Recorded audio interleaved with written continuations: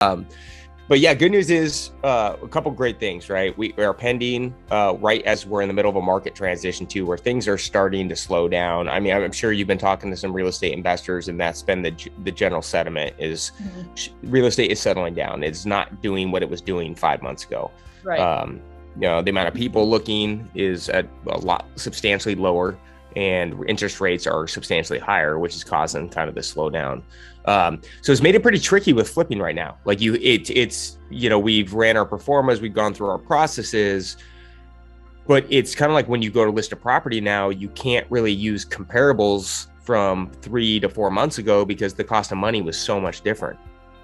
And so the good news is it's so pending. The other good news is we are pending exactly at what we performed the deal at.